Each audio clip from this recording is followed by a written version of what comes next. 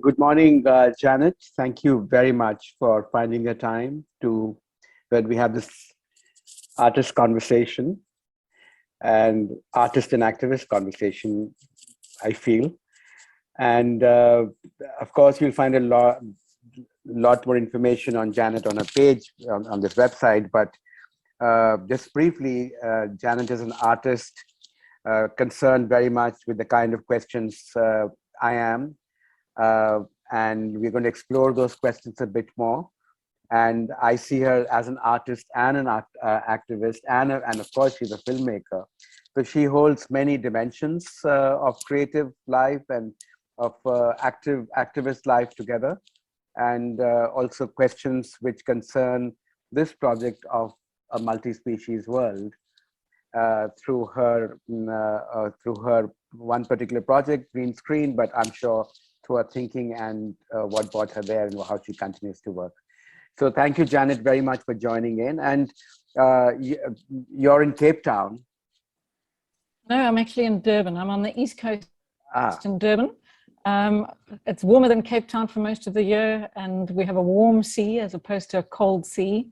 Yes. So yeah, but thank you for having me here. It's always a privilege speaking with you. Thank you. It is my privilege. And I just want to start with something you wrote to me today morning about something happening with Shell Oil.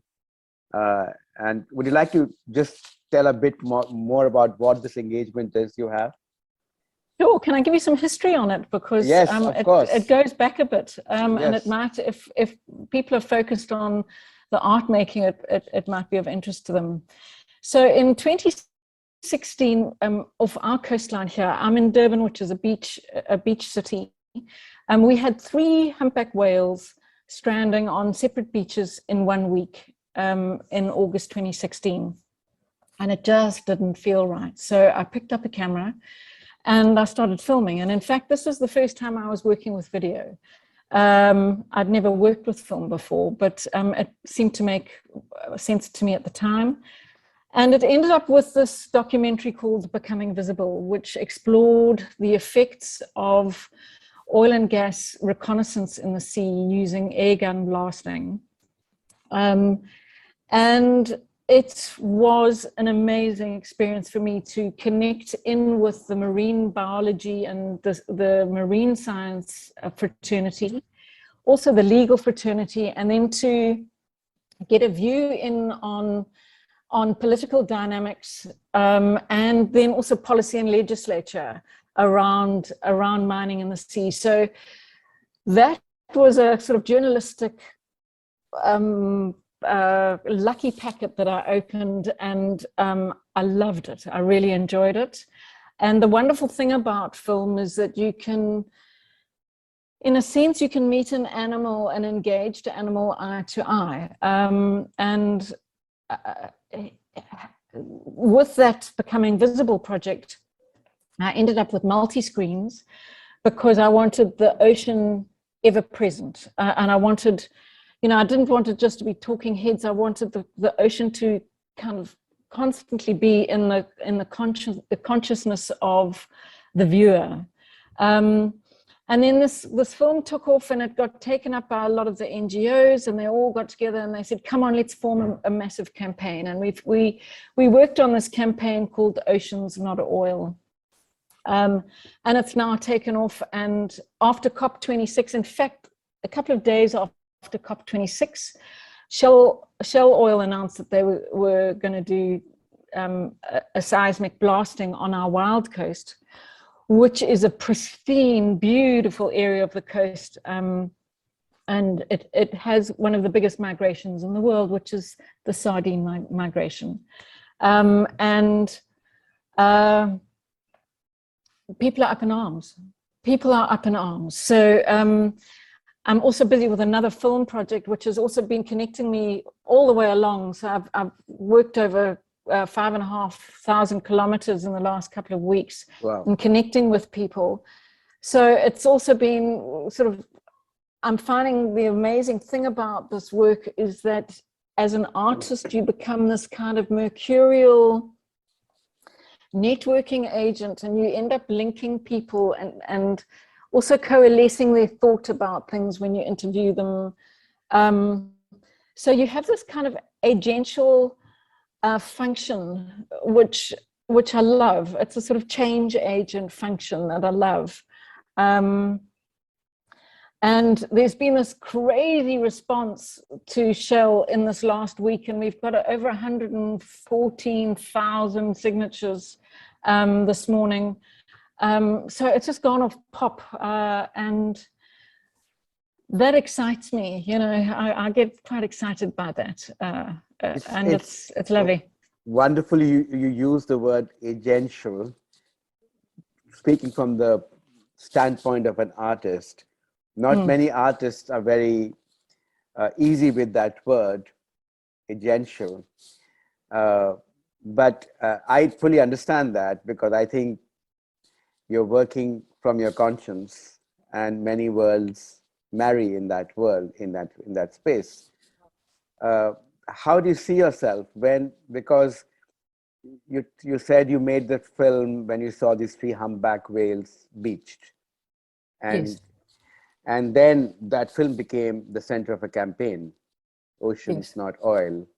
Yes. So you kind of straddled two very different worlds of reflection, one from reflection and exploration and relationships, to another of politics, policy, and campaigns. How do you straddle these two worlds? Well, Bobby, I think we are always in relation. In everything that we do, we are in relation. And even in the activist world, I have to, it's highly diplomatic in the sense that you're working with a lot of egos. The NGO world works in silos, and you're trying to break down those silos and get people working together. And again, that's where I see that agential quality. You know, pigment is a crazy thing. You can throw it and it lands. You can put it in a substrate and it blossoms and smokes. You know, you put it on a surface, that surface has changed.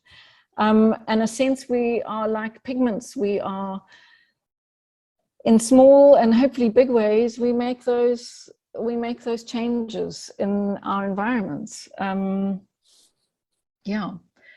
So your this relationship with whales, it started out, Yes. now with, you mentioned salmons, the biggest migration.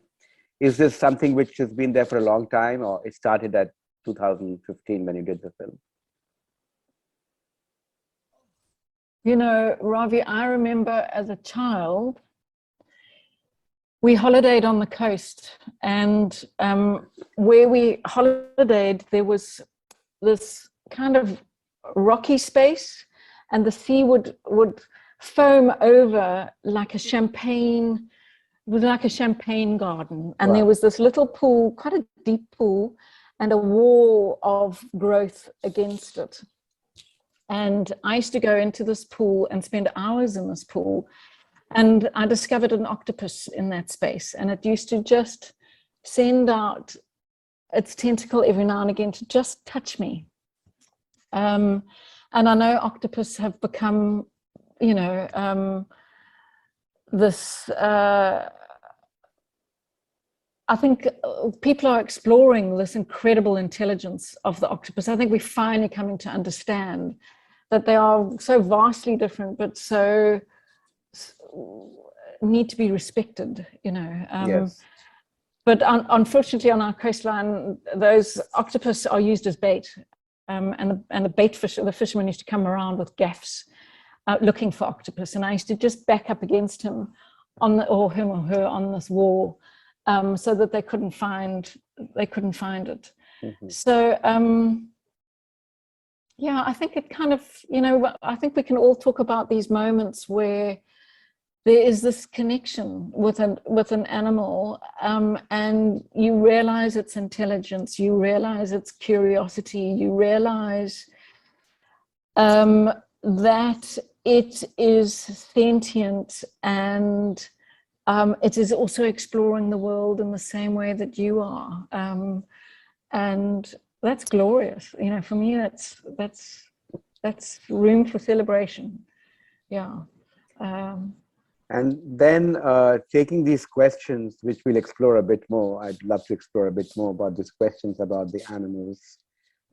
You did this work called Green Screen, I think, Yes. around the same Yes. time. And earlier, yeah. earlier. Can you tell me Yes. a bit about that work? Because that's the first work I connected with before when we Yes. started speaking. Yes. And this has inherent a lot of questions about which we can thresh out a bit more. What are those questions through which you come to this landscape and you come to this multi-species world? I've always been interested in the environment. So I used to paint people in environments.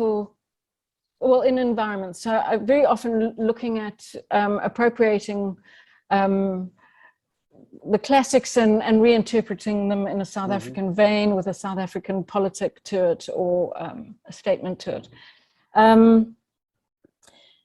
And I was actually busy with a master's, and I was thinking, what do I really want to be saying? And I thought, well, for me, it's about animals. It's about my connection to the environment. And I thought, well, I was stuck. I was in a space where I couldn't move much. And I thought, let me just go and visit the Natural History Museum.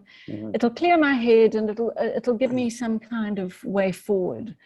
And I walked into our Natural History Museum here in Durban. And the scale kind of fell off my eyes, and I just thought, this is the most surreal, bizarre space where we have, you know, somebody in the name of science has gone out into an environment and taken an animal from that environment, killed it, snuffed out its life. If it's been shot, that perforation has been stitched and mended so it's not seen. It is then taken out of its skin, and then another a duplicate version is made. The skin is put back on the creature with all sorts of toxins, you know, arsenics and toxins. And then somebody goes out and builds a look-alike environment in which they found the animal. Help me here. I mean, this is just the most bizarre thing to do. And when I got chatting, when I started exploring this idea, and I wanted to get into the back rooms and the so-called wet collections, you have dry collections and then you have wet collections of animals. And I got chatting to some of the scientists. I can remember one of them saying to me, golly, she'd just been out to collect a whole lot of bat specimens because that was her focus. And, oh, maybe she shouldn't have collected so many after all. And it was just this bizarre thing when today we can, with a nick of flesh, we can collect things like DNA and sampling to snuff out the life of an animal and put it in a drawer. Because it looks slightly different to the next one in the drawer, and the next one in the drawer, and the next one in the drawer. I just wanted to make a statement about that very bizarre disconnect, and that so much of our youth globally, this is how they connect with nature. And then on TV, they've got this kind of edutainment where there's constant bounty, and gorgeousness, and you know, the tiger is right there, easily found by the cinematographer, and poses very little, challenge to the viewer. But then you have wonderful writers like Val Plumwood, who wrote about On Being Prey, where she went out paddling and an alligator ended up knocking her off her craft. and attacking her. And she realized in that moment that that we're not the apex predator. You know, without all of our technology, we're not apex anymore. And that was the beginning of her real thinking about our due place in the world. Yeah. In a way, what you describe, children go to natural history museums, and I'm really interested in natural history museum because this idea of bizarre sort of is something I share with you. But people go there because they see it as education. Yeah.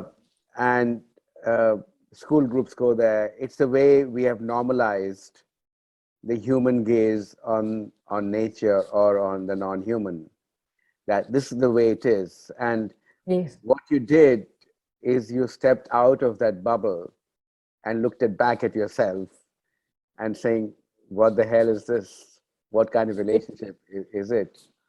Yeah. So, of course, natural history museums have also this whole history of colonization of nature, of extraction, and the trophy hunting kind of mode where people were paid to get these trophies for the museums. But how does one think of this idea of normalizing, and I'm exploring this with you, of normalizing this relationship? And if we think of how do we think of it otherwise, how should we think about this? Is there a possibility of us revisiting our relationship in another way? And how would we do that, you think? Oh, I think we definitely do. I think as a starting point for education, it needs serious review. You know, with my photographs that I was taking, it was usually in very low light, so they were long exposures. So I was standing in these museum spaces for long stretches, days and days at a time. And the kids would walk in, the littlies would walk in, and that dissociation was immediately apparent to them. Mm-hmm. So first of all, they want to know if this creature is alive. And what's it doing here? You know, that's very often the question is it alive, Dad or Mum? You know, or and they get it. So I think we need to take ourselves right back past the science, past this dissociative,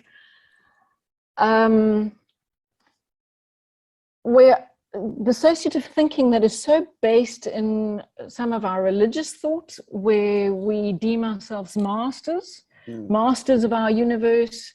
So much of our cultural heritage, you know, these kids are growing up thinking that they literally can master the universe. This word mastery is deeply problematic. And you know, we in South Africa are busy fighting what's called the gas master plan. It's that I have contention with. Now you're asking me, how does one dismantle that? And that's a question I ask myself also. So I'm sharing my questions with you and asking you how as an artist and somebody who feels for this, how what we do. And I also think of you South African, right? So from me sitting here, South Africa is where apartheid was demolished, where power, there's such a history of looking at power, where the idea of power was demolished and power was spoken to and upturned. It's still a process going on in terms of what was normal was sort of made problem, and then another world, at least the more just world, is being attempted in South Africa. So and then so there is you know what power is in South Africa. You know, you're sort of you don't have to teach it, you know it. You don't have to read Foucault, you know it, right? Yes. How does one then apply it to a world where we don't normally think about when we think of power? That the animal, that shell is now going to blast up this whole coastline, few days after COP26, when they made a whole promise about, Yeah. de-oiling fossil, going back away, phasing out or phasing down fossil fuels and oil and gas, etc. Yes.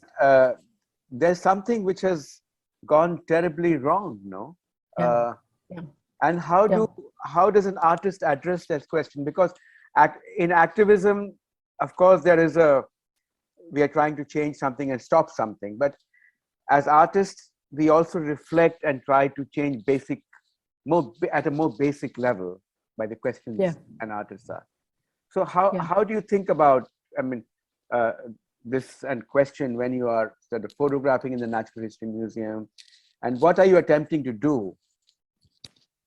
I'm attempting, I come back to the same thing all the time. I'm trying, it might have something to do with a search for intimacy, but it is I'm asking of my viewer, my participant, engagement and relation. Mm-hmm. So, I think once one does that thing of walking in another's shoes, unless you're pathological, things change. Things change in your mindset. And it's very easy to wipe off all animal rights because it makes the world hopelessly inconvenient. Mm-hmm. Because it would mean that those single sardines that are swimming in migration had a right to be there. Mm-hmm. And that commons, which is owned by South Africa, is now also owned by the single sardine who swims the length and breadth of it. And as soon as you bring that single sardine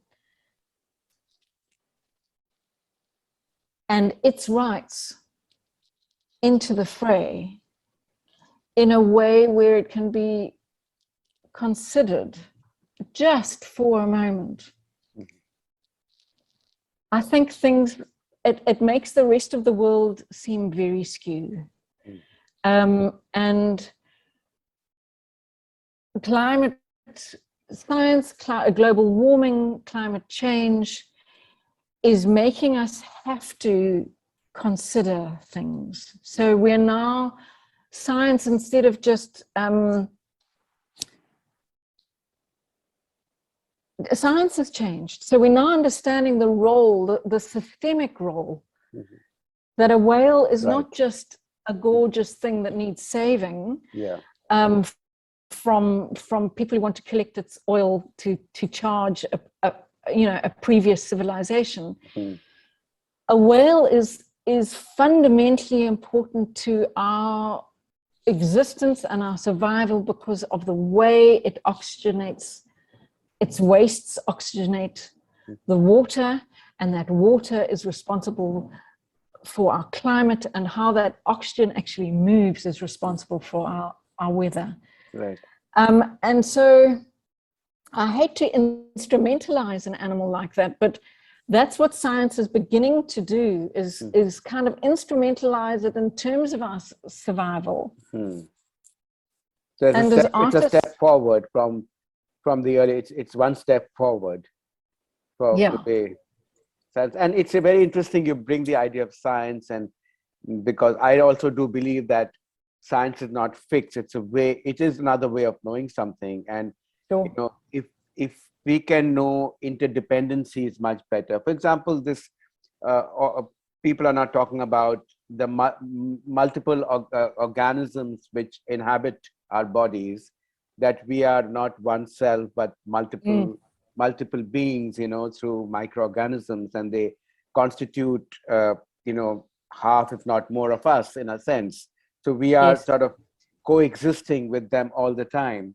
And I think science can help us see this better, not make it just a dreamy idea, but see us better, that this is really a functional idea. It's like, in a forest, the complexity of the forest is also how the forest itself is speaks to itself in a sense. Yes. That Yes. there's a life which is a world which is contained, which is self-contained within that, without us being there. And Yes. it's not only speaking to us, it's speaking to itself as well. And so we are, and I think you're right, that science can help us see this better, because science is a method. You know, if you Yeah. don't instrumentalize it only for your greed, in a sense, you know, Yeah. explosive, but to explore the world, and which was the original idea of Yes. science is. And Yes. I think it brings together a very important, very interesting artistic question of the role of the artist in where, you know, the scientist has a role, the marine biologist has a role, the activist has a role, and the artist's very obvious role is to show and tell, you know, is to see something Yeah. up close, and Yeah. that's a very obvious. But I think, don't you think that the artist has also a larger role of creating a new kind of discourse, a new kind of dialogue, a new kind of conversation? What would Absolutely. you say? And what in your view would that kind of role the artist can play would be? Absolutely right. You know, we're in philosophical ground here. Yeah. And as much as you were talking about systems being sort of almost like an inverse universe in our own bodies, and we can go right down to subatomic there. It's our role in that space, I think.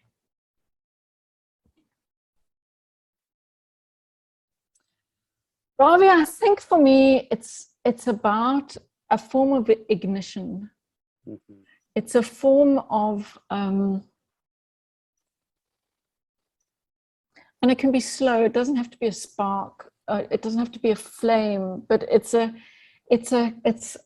think it's about change. And artists so often are on the prophetic edge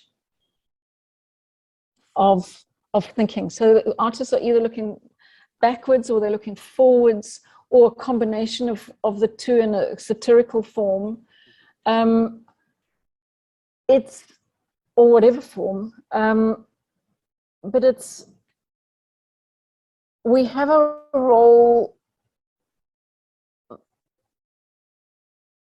that is, let's just think about this.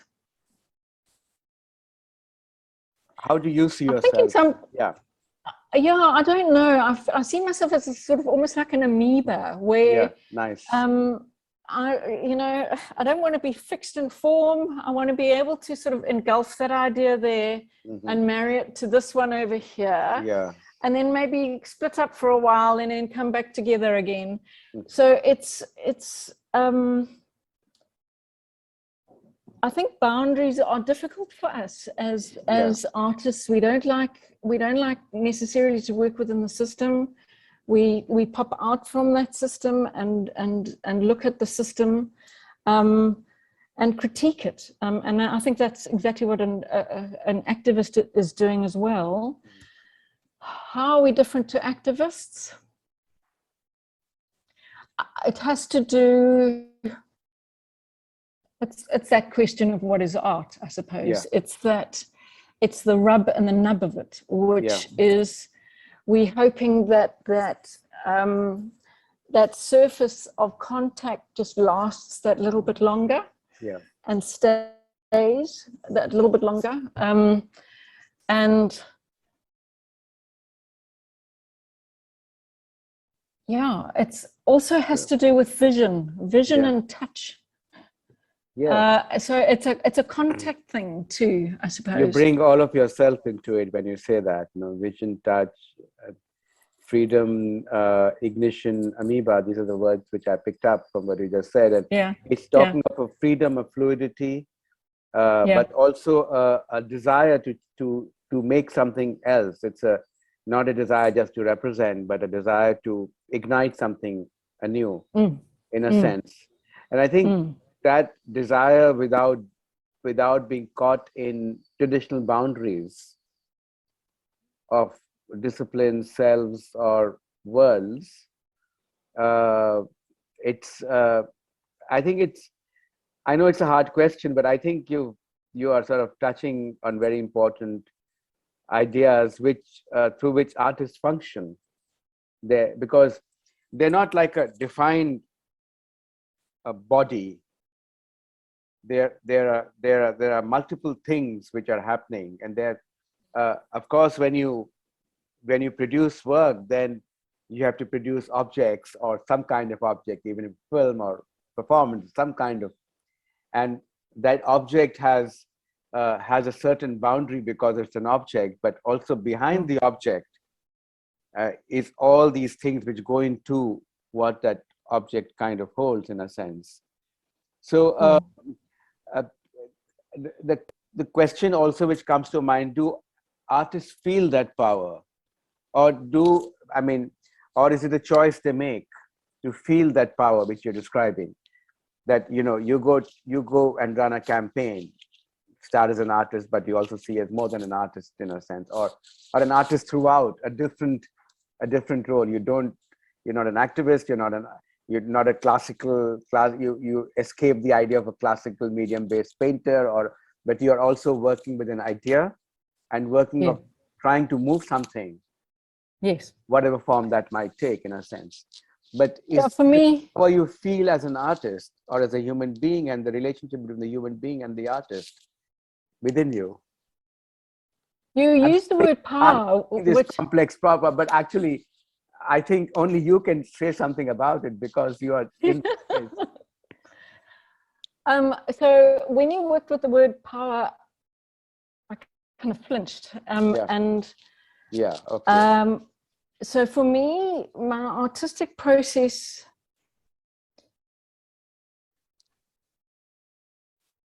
it's process, and the process is respected. The process becomes the deity in that space. Yeah.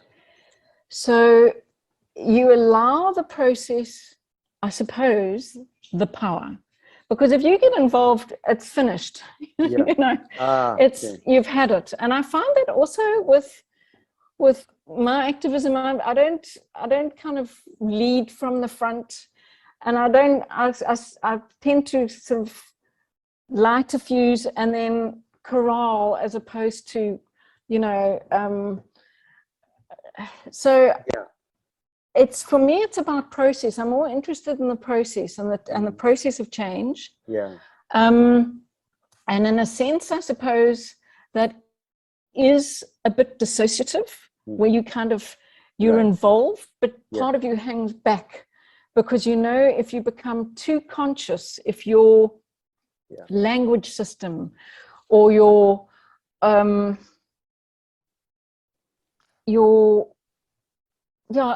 it's everything to do with your language system. If it gets too involved with what you're dealing with, it becomes too tight, too access for the viewer is reduced. Yes. It gets blocked. It needs to be that slipped knot in a Persian carpet. It needs to be that little mistake that allows access for the viewer into the beauty of the thing that they are seeing. So it's I think the race for perfection in something, or the race for total mastery, or power over the medium, I think these things, you will be lost if you start that, if you go down that route. So who am I in this? I'm just really, it's that classic thing of being the strange kind of mediator between a zeitgeist, as part of zeitgeist, and all sorts of germinating ideas, using these hands and this body to form it into something of meaning. I suppose we're looking for meaning. We're meaning makers. Would you say also resolving the world for ourselves, trying to resolve our own worlds? And totally. Questions in them. Totally. I think we probably start off trying to resolve our sense of identity very early on. And then when we get a little bit more mature, we want to know ourselves in relation, and in relation to mom, and in relation to dad, and in relation to family. Yeah. And there's enough of a psychoanalyst in me to understand that that wrangling never ceases. I think we are constantly wrangling with those forms of relation all the time. Yeah. I think that's who we are in the world. We are, you've got to ask yourself, if you're an artist and an activist and a filmmaker, what kind of validation are you seeking? Yeah. Yeah. It's a kind of look at me process that I ask myself all the time, and I try and pretend that there's a greater cause, or there's a greater meaning, but fundamentally I'm asking people to look at what I'm doing and what I'm saying. Yeah. Right. Yeah. Well, I mean, that's legitimate. But also you move between, I mean, this is the most specific thing, or you move between mediums. You paint, you do your photography, I think you write as well, and you also act. So how do you, in the creative mediums, photography, painting, what is your process of moving between them? What drives you from one to the other? Or what encourages you to use one medium or the other? Total gut. I think it relies on what feels right. It's that simple. Mm-hmm. With green screen, when I showed it here in our Durban art gallery, which sits above the natural history collection. So it was this lovely speaking to within the building, and there's this aperture that goes through the building that you walk around as well. So it was wonderful to work with that. But people were coming off the streets because it's in the town. People were coming off the streets into the exhibition, and I was finding that was really at the beginning of our sense of climate issues and our sense of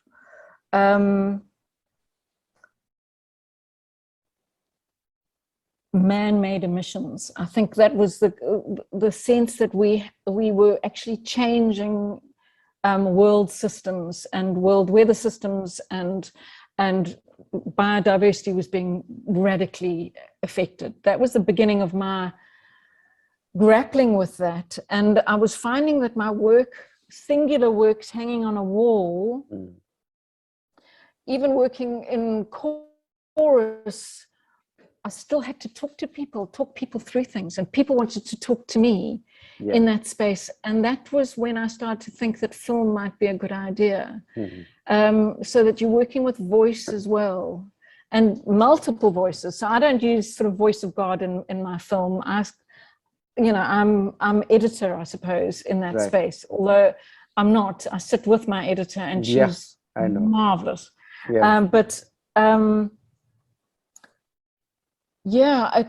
It was then that I realized that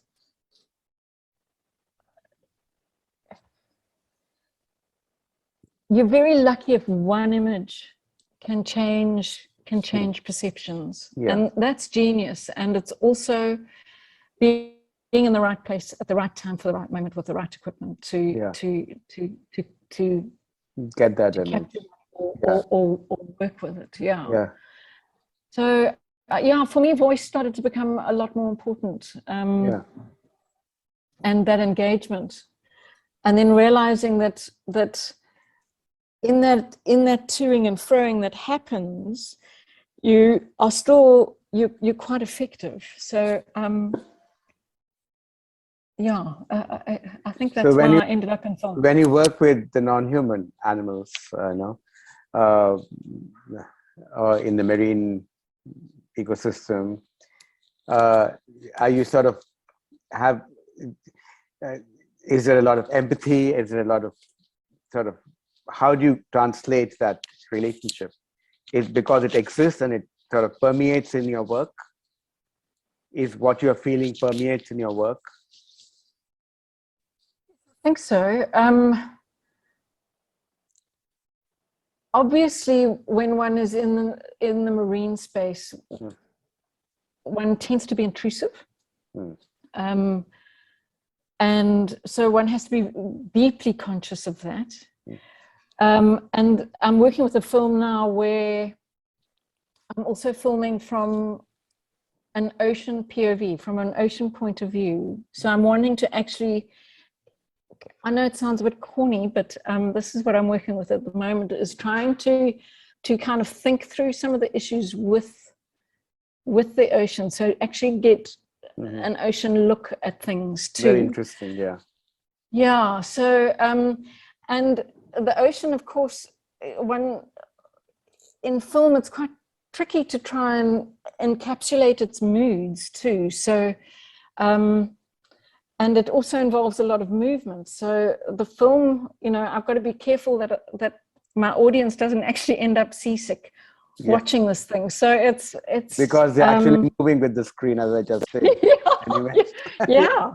So when we first started editing, I suffer from seasickness. So when I first started editing, I thought I actually felt sick after the first couple of hours of working on it. I felt like I was on a boat, and so I thought, okay, no, it's time. I might have to be kinder to my audience, but it's that kind of trying to think with. And to be in a space where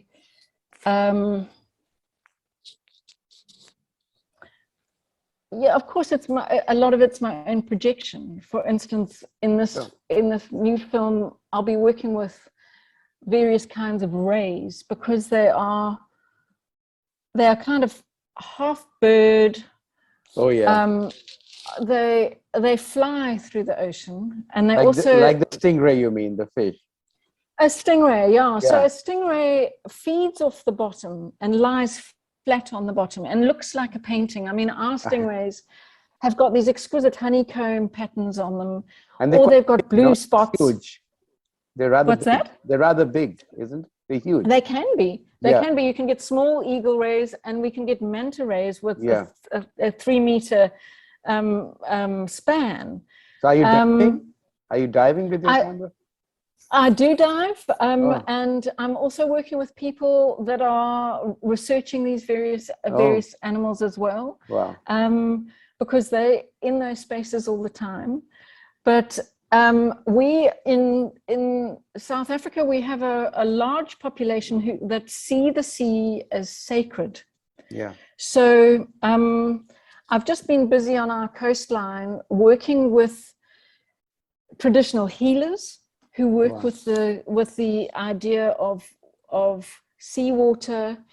The seawater is a place of the ancestors. Yeah. It's a place of ancestral rest, is in the deep sea. And the deep sea must not be disturbed.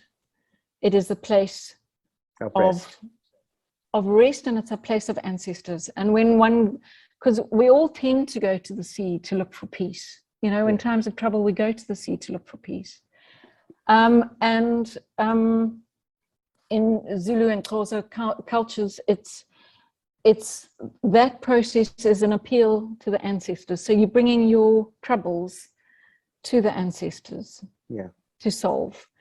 And I had this wonderful interlude with traditional healers who speak about this connection with the sea, and he's sitting there with a kind of old bottle of Coke that's filled with half seawater, half river water, and he uses that in his healing processes. But then I'm putting that in conversation with an archaeologist who's just found that our area of the coast might be where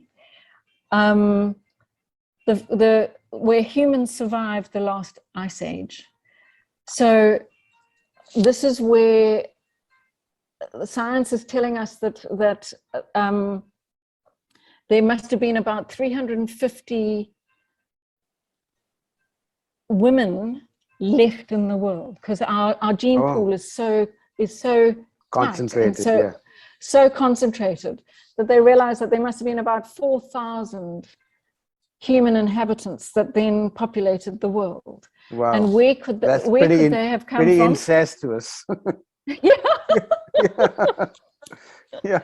But where could they have come from? And they're now, we've got some archaeologists on our coastline that are saying they came from our coastline, and our coastline in those times during an ice age, a lot more of our coastline would have been revealed.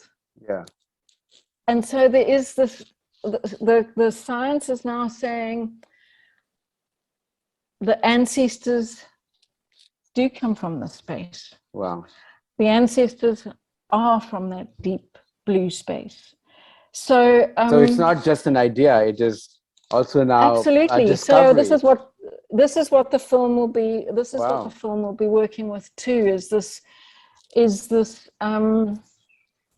deep spiritual and intangible heritage connection with the sea as well. I think this is so wonderful, because it's really about what people are talking about now more and more, about nature culture as the word which, Donna Haraway uses nature culture as one word, in a sense. Like you are seeing this complexity reside together, where science, culture, spiritual ideas, and ancestral time, and rituals, and ideas of healing, they all come together. And this complexity is actually so important to recover today, because I think it's a loss of this complexity, as the word they use, entanglement, this loss of this complexity, which has led to this very extractive idea of nature as an object, And if we see it in this complexity, then you realize that how interwoven are not only our physical bodies, but our, if you want to use, our astral bodies or our thought bodies are with who we are, in a sense. Yeah. Because these are the ideas which form us, and this relationship is what has been lost. And I've argued for a long time in my own work. I think we have to look at not nature or human. We talk about the relationship. That's more critical, of how we can relate and who we are in that relationship. I mean, absolutely. We could be the person the person I come with to the sea is the sea I will see, because if I come from a different personhood, then I will see a different sea. Like Shell sees oil, and you see healing. Yes, it's the same sea. Yes. Yeah. This is fantastic. Yeah. So I'm busy trying to work with all of this and get people in an hour to engage about this really, really deep stuff. How this is part of who How they long are. does each film take? How long will this film take for you to make? I don't know. I've been at it really since our lockdown freed up. Yeah. And I start traveling again soon. I've done over 5,000 kilometers just recently, just connecting with everyone. So, I now need to engage with the people that whose work it is to see the sea as a place of resource. Yeah. And who are driving gas as the new savior. So I need to understand them, but also understand them in relation to the sea. So I'm placing them at the sea, and I'm asking them to value the sea, or to give me their sense or their worldview and how it's been formed by the sea, and then position that in relation to their work too. So as an artist, I'm also sorry. Please, I didn't want to interrupt. Please finish. No, it gets back to that change agent rub that we're talking about. Yeah. And as an artist, I also feel I mean, it's a question which I'm curious about. So when you are doing this work, are you already visualizing how that work might be, how you'd like to share that work, or that material guides you later? How does that appear? Oh, well, with film, you have to know quite how you're going to be working with it. But I like to play, and I invite we sit together and the editor and I play. And if that image needs to be upside down at that point in time, or inverted, or messed with, or the screen needs to go black, or so be it. So Lovely. we have some structure, but allowing enough room within that structure to mess with it. So yeah. So the film is not done till it is done. There is no. No. And we must play. You know, the audience Very must get a sense of that play. Yeah. Great. So have you done many films? No, this is my second film. Okay. So I'm still quite virginal. Is the first film in the public domain, or? Yes, it is. So they can see it at becomingvisible.africa. So we will share that web link on the web page so people can can see it. Yeah, I'm conscious of the time, Janet. I know you had 1 hour, but also it's such a rich conversation. I think very interesting because it's learning about, because every person has a different way, but it's so evocative the way you talk about your work and how you do that, in a sense. And I think the idea of reversing agency or sharing agency, it is of course a political and a legal question which scholars are trying to, but I think it's also a becoming question, to become something, to be something, because empathy and relationships are about who you are and how you are. And how you wear that, rather than what you attempt and how you define something. The being of something also defines. And I think the being of the artist defines a lot of things, in a sense. I agree with you. Artist different. I think there's also a learning around refusal too. So there's being, but there's also a refusal to be something else. And for me, it's I have to kind of learn that with myself a lot, is to refuse some ways of being and to take on others. So it's a very conscious act. Sometimes, not always. But sometimes. When maybe you come to the edge of that question with yourself. This is where I'll be, and not there. Yes. Thank you so much, Janet. It's really, really a wonderful to speak with you, and all the best for your work. Of course, for your film, but also for the work you are currently engaged with, trying to to stop this massive destruction of the coastline. Which, as you speak, I really dread that kind of what's happening there. And it's happening in so many parts of the world, that it's become like almost the condition of our times. Yeah, it has, this mad rush, this frantic, panicked rush. Yeah. Thank you. Okay, thank you. Thank you for Janet. this wonderful engagement. Thank you. Bye-bye. Okay. Bye. Bye.